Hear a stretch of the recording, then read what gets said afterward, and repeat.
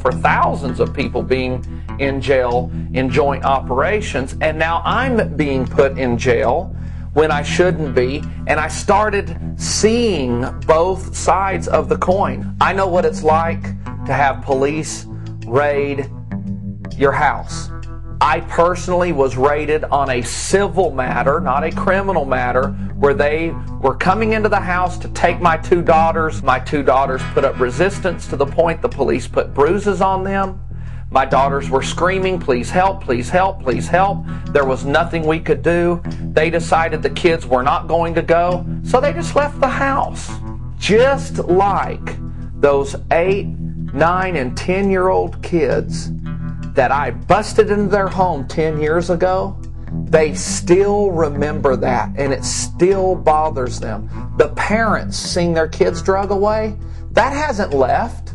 They might be out of jail now, they might not be, but that trauma of having police enter your home uninvited puts a permanent wound, a permanent scar into the spirit and the soul of a human being.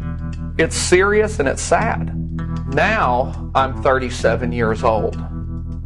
I sold all of my companies, including a successful cage fight company that we started where we did mixed martial arts shows all over the South.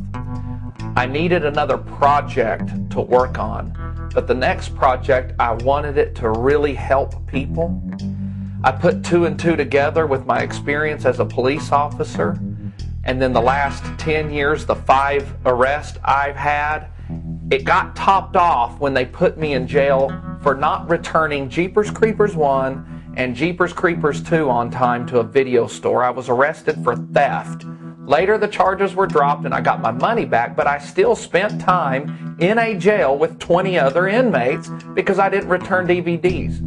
It was clear to me that our Fourth Amendment rights of unreasonable search and seizure or search and arrest were so eroded, and the courts were doing nothing to protect my rights against these unreasonable search and seizures, that I decided to do something about it by putting together a DVD full of information that nobody else wants to tell to protect ourselves from these unreasonable and crazy police arrests. The response has been tremendous. Sales went through the roof when this DVD hit the world news media.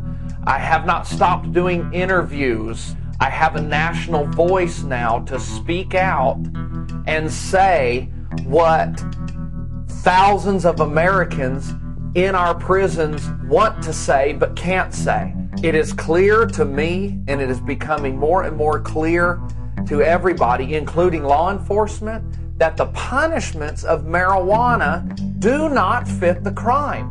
For instance, in my state, if somebody's caught with as much as a marijuana roach in their house, upon conviction, they lose their driver's license for an entire year. Yet, in the same state, somebody can be convicted of child molestation, receive probation, and they never lose their driver's license.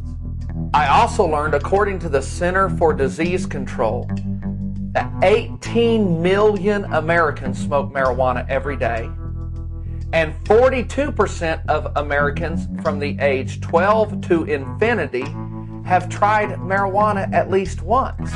So that's almost half of the U.S. population. I don't believe that nearly half of the American populace belong behind bars. It's ludicrous, it's crazy, it's not right.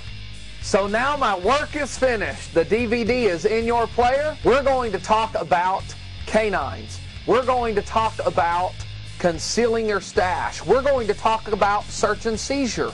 We're going to talk about profiling. We're going to watch actual traffic stops of me arresting people for marijuana. And finally, if you didn't take the advice of all the above and you get busted, we're going to walk you through that also. Grab some popcorn and your favorite cold drink and let's get started.